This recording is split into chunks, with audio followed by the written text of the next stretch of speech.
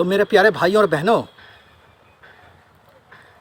ये जो मेरी वीडियो है ये पूरी दुनिया के लिए है। ये हिंदुओं के लिए भी है और मुसलमानों के लिए भी है। हाँ, ये बात और है कि ये जो वीडियो है ये हिंदी लैंग्वेज में है। क्योंकि मैं हिंदी बोलता हूँ तो मैं हिंदी में ही ये वीडियो बना रहा हूँ। मेरे प्यारे भाइयों और बहनों, आज मैं आपको ये बतलाने वाला हूँ कि नाबातियन क्या है। जैसा कि पिछली वीडियो में मैंने बतलाया था कि अल्लाह एक नाबातियन गॉड है, कि इस धरती के एनवायरनमेंट में आप अंदाज़ा ही नहीं लगा सकते कितने ईश्वर हैं। और सभी ईश्वरों की फितरतें, एक्टिविटीज़ उनकी अलग अलग है। लेकिन नाबातियन को बतलाने से पहले आपको एक बात और जाननी होगी, क्योंकि इससे पहले जो पड़ाव आता है वो आता है सच और झूठ का।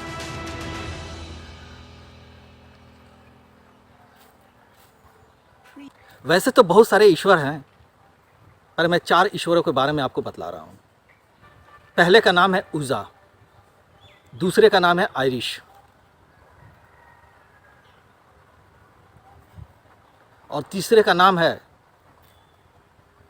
मेहावार, और चौथे का नाम है अल्लाह। ये जो ईश्वर हैं, ये चारों ईश्वर एक नंबर के झूठे हैं। मतलब ये झूठ बोलते हैं, ये सच कभी बोलते ही नहीं है। मैं सिर्फ अल्लाह की बात नहीं कर रहा हूं।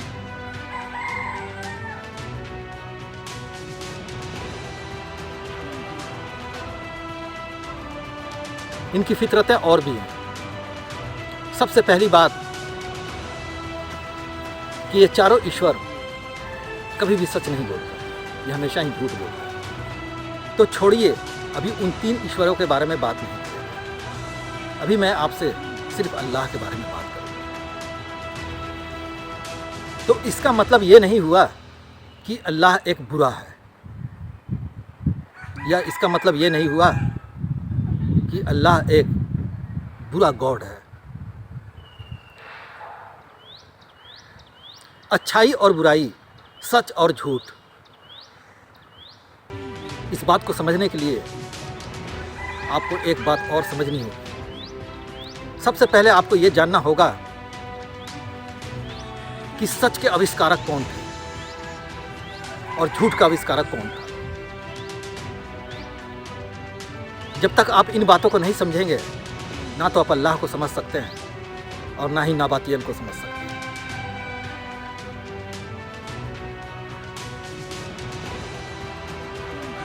जिसने सच को जन्म दिया था,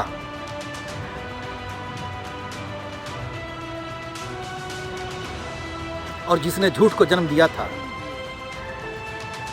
उसका नाम था नारडे नावन।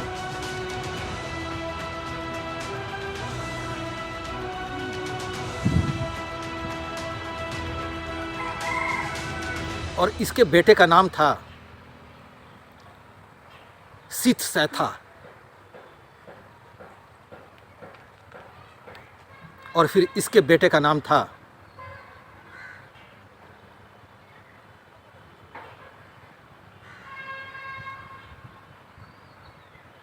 थॉमस माइकाले। ये जो थॉमस माइकाले था, मतलब ये जो माइकाले था,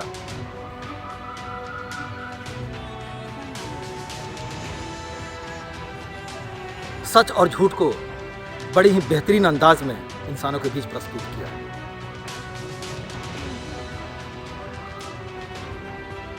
माइकाले ही सच और झूठ का आविष्कारक है।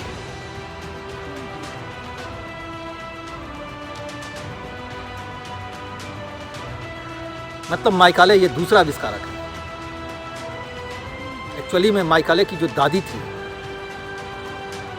सच और झूठ का वही सच और झूठ का एक्चुअल में आविष्कारक वही थी। सच और झूठ के बारे में माइकाले अपनी दादी से ही सीखा था।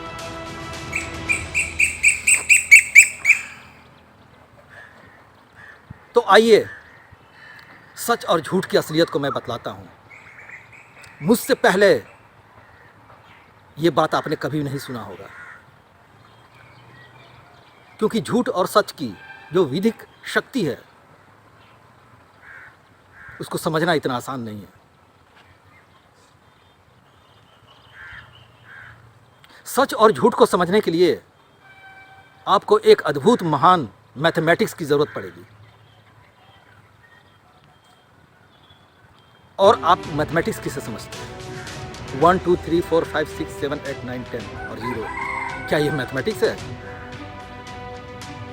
मेरे प्यारे भाइयों और बहनों, ये जो मैथमेटिक्स मैंने जो नंबर बतलाया, ये नकली मैथमेटिक्स है। इसे इंसानों के बीच में उतारा गया है। और इस मैथमेटिक्स का मतलब यही है कि इंसानी दुनिया को पूरी तरह से धीरे धीरे करके उजाड़ दो। मतलब इंसानों को नष्ट करने वाला ये एक मेथड है जिसे आप गणित के रूप में जानते हैं।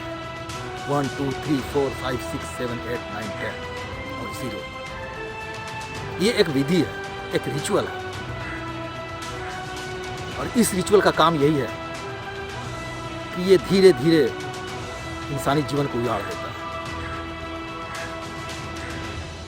ये जो सच है ये एक हत्यारा है। मतलब जो सच बनाया गया है इंसानों के लिए, ये इंसानों के जीवन को समाप्त करता है। मतलब ये एक हत्यारा है। और जो झूठ है वो इंसान के जीवन को रक्षा करता है। अगर मैं इसका ठोस प्रमाण और सबूत आपको दूंगा तो वीडियो काफ़ी लंबी हो जाएगी। और मैं जो कुछ भी कह देता हूँ नामुमकिन है दुनिया में कोई भी इसे गलत सिद्ध कर पाए। तो इस हिसाब से देखा जाए तो अल्लाह, तो इस नज़रिए से देखा जाए तो अल्लाह एक झूठा है। तो झूठ का मतलब ये हुआ कि अल्लाह इंसानों के जीवन को बचाता है। अल्लाह इंसानी जीवन का रक्षक है। इसके झूठ में भी बहुत सारी खूबियां हैं। कोई इंसान अल्लाह को झूठा कह देगा तो मेरे मुस्लिम भाई बड़ी ही नाराज हो जाएंगे, कहेंगे वाह, कोई मेरे अल्लाह को झूठा कैसे कह सकता है।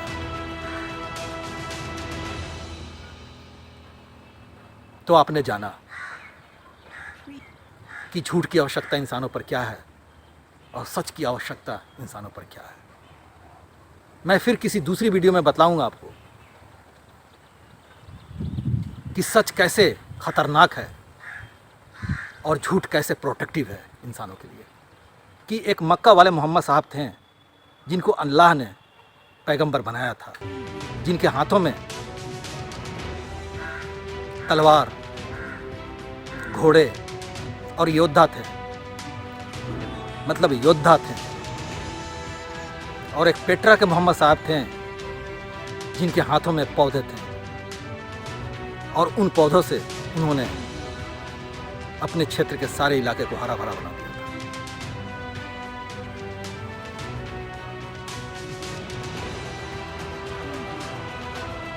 पर मैं आपको ये बतला दूं कि जो मक्का वाले मोहम्मद साहब थे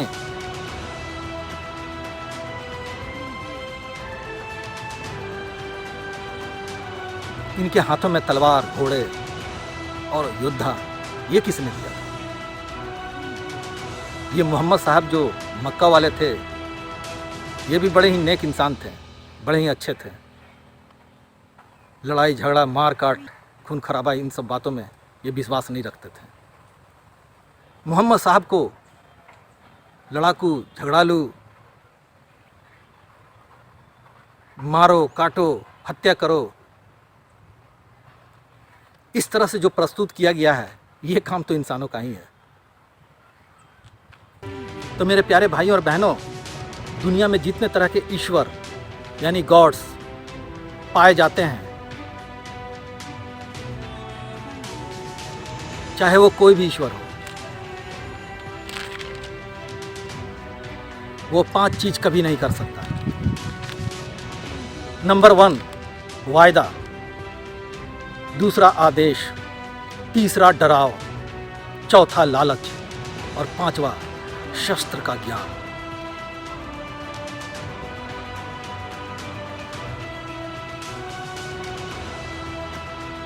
चाहे वो कोई भी ईश्वर हो, वो ये काम नहीं कर सकता, क्योंकि इन कामों के बारे में किसी भी ईश्वर को इसकी जानकारी नहीं है, इसका ज्ञान नहीं है। फिर आप जाइए, चाहे वो धर्म ग्रंथ कोई भी हो, आप उसे पढ़िए। जिस भी धर्म ग्रंथ में ये 5 चीजें हो, जिस भी धर्म ग्रंथ में ये 5 चीजें हो, वो कौन सी 5 चीजें? वायदा, आदेश, डराव, लालच और शस्त्र का ज्ञान। तो आप समझ जाइए, ये एक शासकीय प्रणाली है। तो आप समझ जाइए कि ये एक क्या है? शासकीय प्रणाली।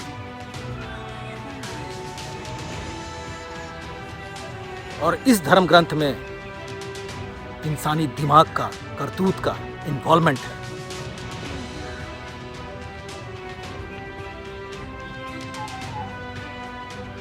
बस इन 5 चीजों को आप निकाल दीजिए किसी भी धर्म ग्रंथ से, उसके अस्तित्व की समाप्ति हो जाएगी।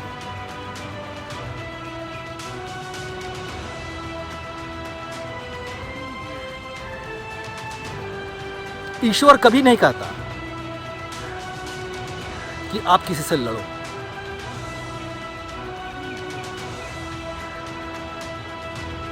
ईश्वर आपको कभी भी लालच नहीं देता कि आप ये काम करो, उसके बाद मैं आपको ये चीज दूंगा। गॉड, ईश्वर और भगवान ये शस्त्र का ज्ञान देते ही नहीं। क्यों? क्योंकि शस्त्र का ज्ञान, इसके बारे में उनके पास कोई जानकारी नहीं है।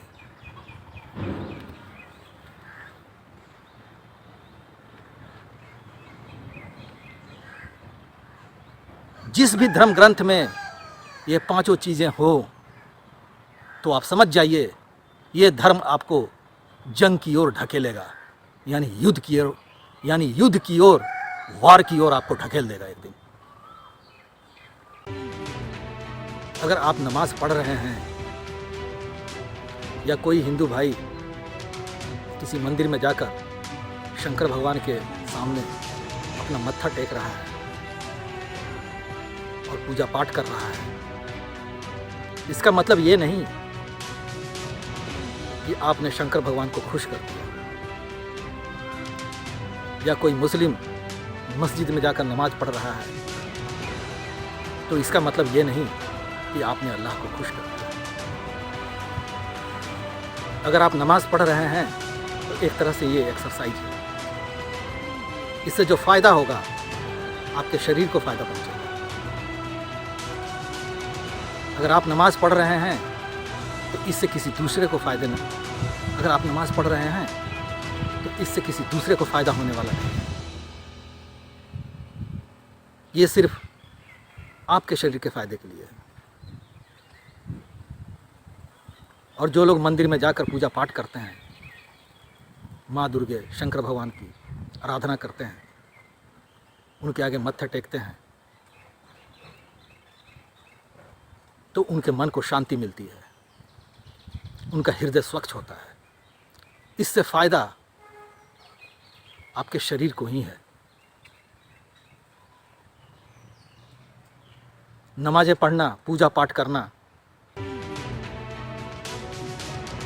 ये सब करने का मतलब ये नहीं है कि आपने ईश्वर को खुश कर दिया, आपने खुदा को खुश कर दिया, आपने गॉड को खुश कर दिया। सबसे पहले आपको ये जानना होगा कि शंकर भगवान खुश किस चीज से होते हैं, माँ दुर्गे खुश कैसे होते हैं और अल्लाह खुश कैसे होते हैं। आप इस बात को जान ही नहीं सकते।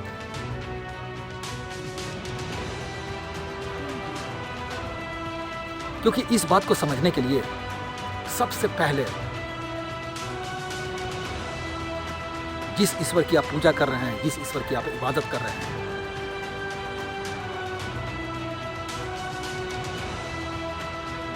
उसकी फितरत को समझना होगा, उसकी एक्टिविटीज़ को उसकी फितरत को समझना होगा,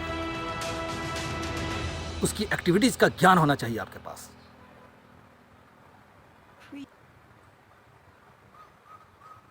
पिछली वीडियो में मैंने आपको बताया था कि इस धरती के एनवायरनमेंट में जो सबसे वेरी गुड ईश्वर है उसका नाम है यहावरा।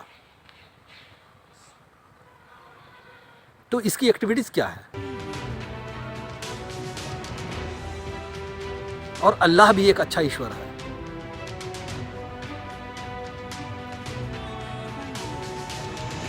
जो यहावरा है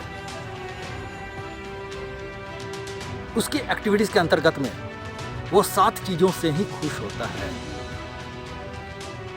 और जो अल्लाह है वो सिर्फ और सिर्फ 3 चीजों से खुश होता है, बेइंतहा खुश हो जाता है। क्या आपको मालूम है कि वो 3 कौन सी चीजें हैं जिससे अल्लाह बेइंतहा खुश हो जाता है? चाहे आप पूरी जिंदगी नमाज पढ़ते रहिए, जो नमाज है वो आपके शरीर के लिए फायदेमंद है, और वो पूरा जीवन आपके शरीर के लिए फायदेमंद रहेगी। पर आप पूरी जिंदगी नमाज पढ़ते रहिए, ये कोई ज़रूरी नहीं कि आपके नमाज पढ़ने की वजह से अल्लाह आपसे खुश हो जाए।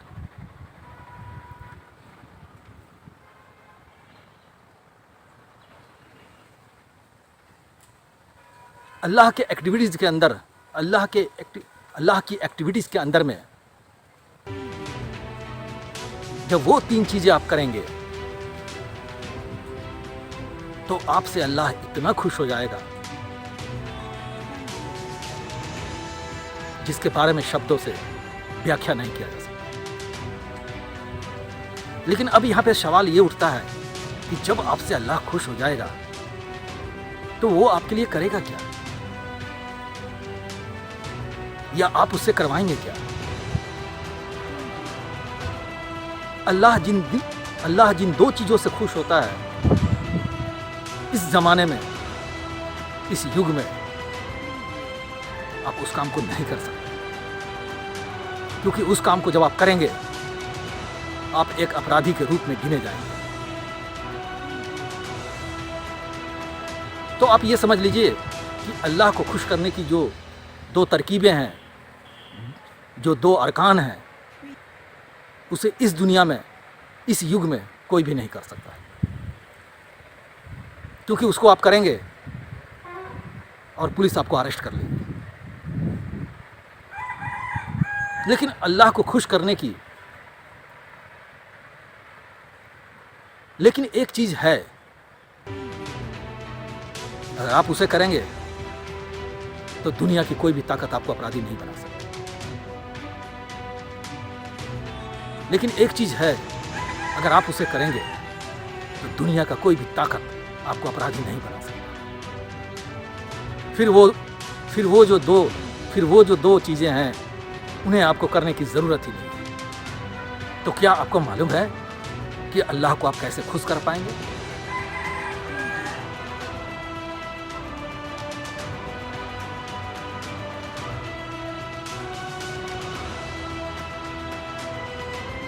और जो वो ईश्वर है यहावरा, वो 7 चीजों से खुश होता है। इस तरह अलग अलग ईश्वर अलग अलग चीजों से खुश होते हैं। जैसे उदाहरण के तौर पे एक छोटी सी बच्ची थी, वो जब खाना खा रही थी उसकी माँ उसे एक मिर्ची दे दी। वो गुस्से में आकर पूरा खाना फेंक दी क्योंकि उसे मिर्ची पसंद नहीं था।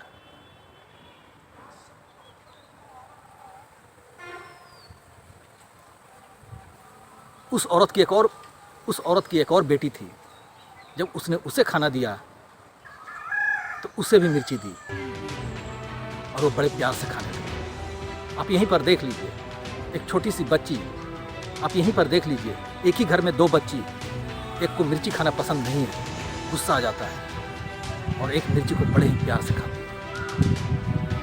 कुछ ईश्वरों का भी कॉन्सेप्ट इसी तरह से है। अलग अलग ईश्वर अलग अलग चीज़ों से खुश होते हैं।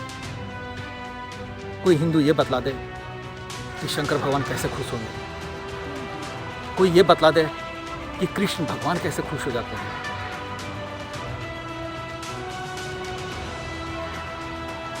क्या कृष्ण भगवान या शंकर भगवान आप किसी गरीब को दान कर देंगे तो क्या आप किसी गरीब को दान दक्षिणा देंगे तो क्या वो कृष्ण भगवान और शंकर भगवान आपसे खुश हो जाएंगे? चलिए मैं मान लेता हूँ कि आप अपने ईश्वर को चलिए मैं मान लेता हूँ कि आप अपने शंकर भगवान और कृष्ण भगवान को खुश भी कर दिए, तो आपको कैसे पता चलेगा कि आज हमसे मेरे कृष्ण भगवान बहुत ज़्यादा खुश हैं? तो खुश हो जाएंगे तो आप उनसे क्या और जब वो आपसे खुश हो जाएंगे तो आप मुझे बतलाइए आप उनसे कौन सा बेनिफिट लेंगे? या जब अल्लाह खुश हो जाएगा तो आप उनसे कौन सा बेनिफिट लेंगे? सबसे पहली बात कि आपको ये पता ही नहीं चलेगा कि ईश्वर कब खुश होते हैं और किन चीज़ों से खुश होते हैं।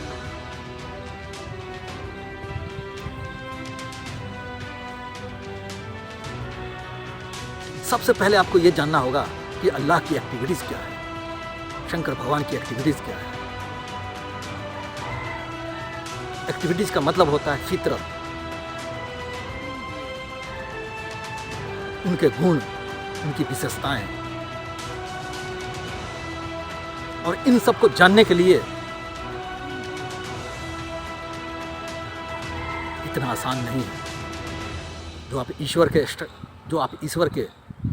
ईश्वर की गुणवत्ता और विशेषता को जान पाएं। और ज़्यादा आपको गहराई में जाने की ज़रूरत पड़ेगी और आपको ज़्यादा गहराई में जाना होगा। सबसे पहली बात, हर ईश्वर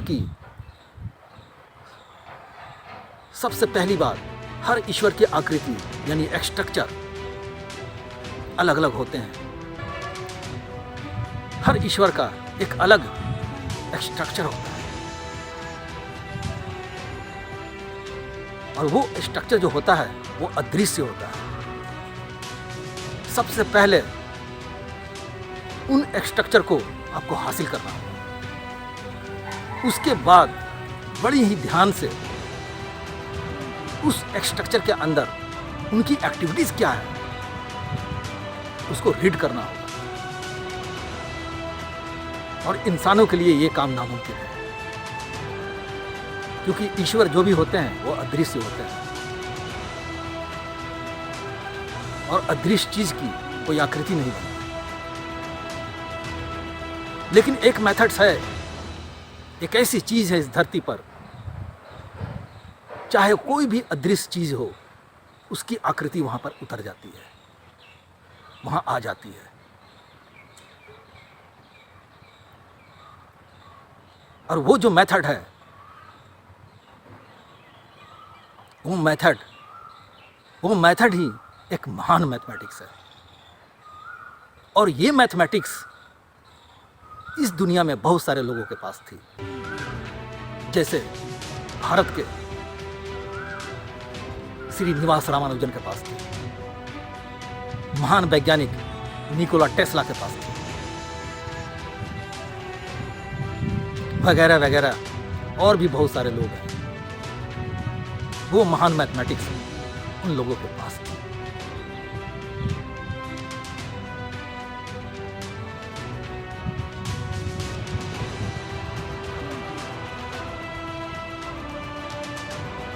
तो फिर चलिए मेरे प्यारे भाई और बहनों, अगली वीडियो में मैं आपको बतलाऊंगा कि अल्लाह सिर्फ 3 चीजों से ही खुश होता है, चौथी ऐसी कोई चीज नहीं है, जिसमें से 2 चीजों को उसको खुश करने के लिए आप कर ही नहीं सकते।